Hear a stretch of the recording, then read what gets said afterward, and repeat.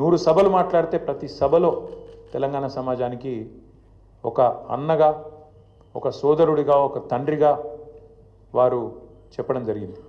ఆనాడు ఎన్నికల నాడు కేసీఆర్ గారు చెప్పిన ప్రతి మాట, ఢిల్లీ పార్టీలను నమ్మితే ఆగమైతే తెలంగాణ అని చెప్పిన మాట అక్షర సత్యం అని చెప్పి ఇవాళ రుజువు అయింది.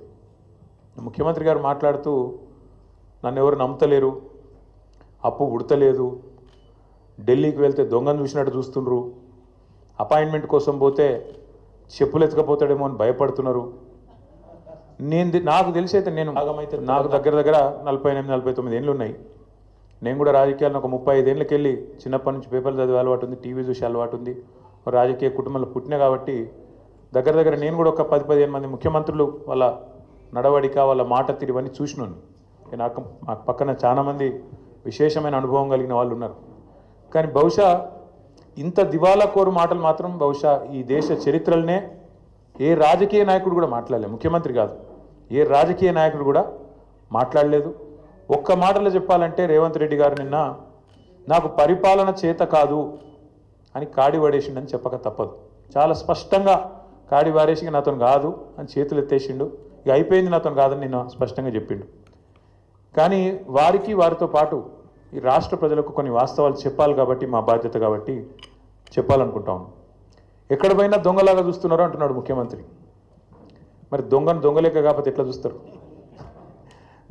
దొంగలెక్కనే చూస్తారు. నోట్ల కట్టలతో దొరికిపోయిన దొంగను ఖచ్చితంగా దొంగనే అంటారు, దొంగనే చూస్తారు. ఒక విశ్వసనీయత లేని ఓటుకు నోటు దొంగను కాంగ్రెస్ అనే ఒక ఎర్రి పార్టీ గుడ్డిగా నమ్మి సీఎం చేసింది. కానీ ఖచ్చితంగా దేశంలో మిగతా వాళ్ళు మాత్రం నమ్ముతలేరు.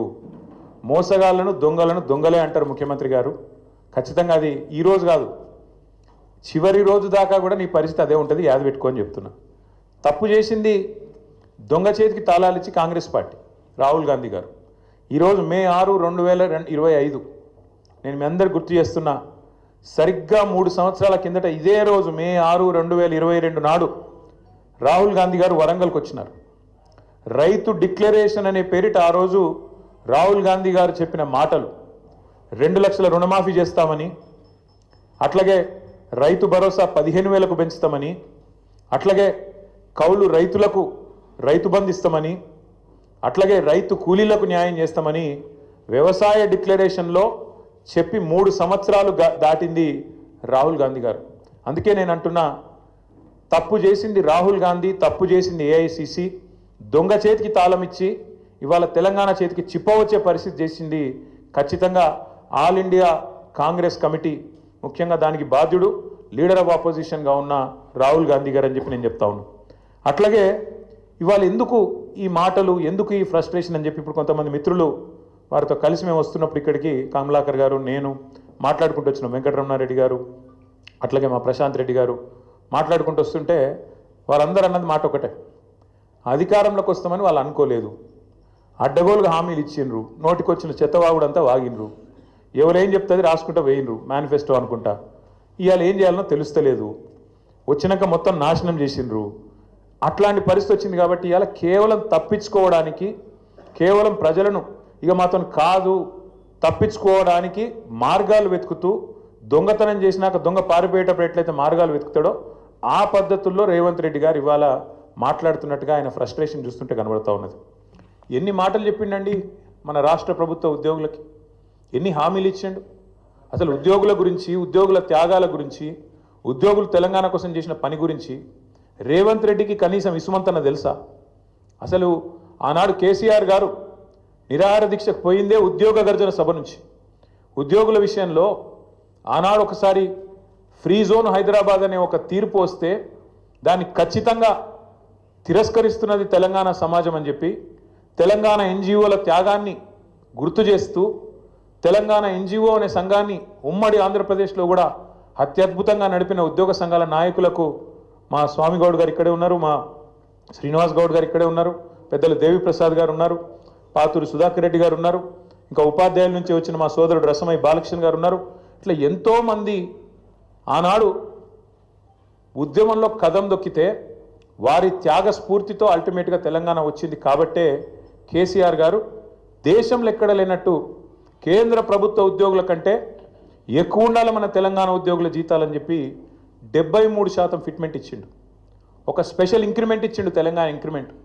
ఎందుకు? ఒకటే కారణం, ఉద్యోగులు వేరు మేము వేరు కాదు, ఉద్యోగులే ఉద్యమకారులై కదం దొక్కిండ్రు, ఉద్యోగులే అత్యద్భుతంగా ఆనాడు పెన్ డౌన్ చేసిన సకల జనుల సమ్మెలో తమ ఉద్యోగాలు పోతాయనే ఇబ్బంది కూడా లేకుండా, ఆలోచన కూడా లేకుండా తెలంగాణ కోసం కొట్లాడిన ఆ సోదరుల్ని ఇవాళ అవమానించడం అంటే, వాళ్లకు మిగతా రాష్ట్రంలోని ప్రజలకు చిచ్చుపెట్టే ప్రయత్నం చేయడం అంటే, ఇది ఒక ఉద్యమ ద్రోహి అయిన రేవంత్ రెడ్డి మాత్రమే చేయగలుగుతాడు తప్ప ఇంకోటి చేయలేడు. ఎందుకంటే ఆయనకు అవగాహన లేదు. ఉద్యమంలో ఆనాడు భుజం భుజం కలిసి మాతో నడిచిన ఉద్యోగులను మేము కడుపులో పెట్టుకొని చూసుకున్నాం. ఎందుకంటే వాళ్ళది మాకు పేగు బంధం. అందుకే ఒక ఉద్యోగ సంఘాల నాయకుడు మంత్రి అయిండు, మరొక నాయకుడు కౌన్సిల్ చైర్మన్ అయిండు, ఇంకొక నాయకుడు బ్రహ్మాండంగా ఆనాడు కార్పొరేషన్ చైర్మన్ అయిండు, ఇంకొక నాయకుడు ఎమ్మెల్సీ అయిండు, ఇంకొక నాయకుడు ఎమ్మెల్యే అయిండు. చాలామంది ఇంకా చాలామంది పెద్ద పెద్ద హోదాల్లో ఆనాడు ప్రభుత్వంలో ఉన్నప్పుడు వారిని గౌరవించుకున్నది కేసీఆర్ ప్రభుత్వం. ఇవాళ ఉద్యోగులు అడుగుతున్నది ఏంది? మీరు చెప్పిందే కదా, మీరే చెప్పింది. ఒక పేజ్ నెంబర్ 28 మేనిఫెస్టో, టీఎస్ఆర్టీసీ సిబ్బంది సంక్షేమం. ఆర్టీసీ కార్మికులను ప్రభుత్వంలో విలీన ప్రక్రియ పూర్తి చేసి 2 పీఆర్సీ బకాయిలు వెంటనే చెల్లిస్తాం. వచ్చే పీఆర్సీలో ఆర్టీసీ కార్మికులను చేరుస్తాం. రాష్ట్ర ప్రభుత్వం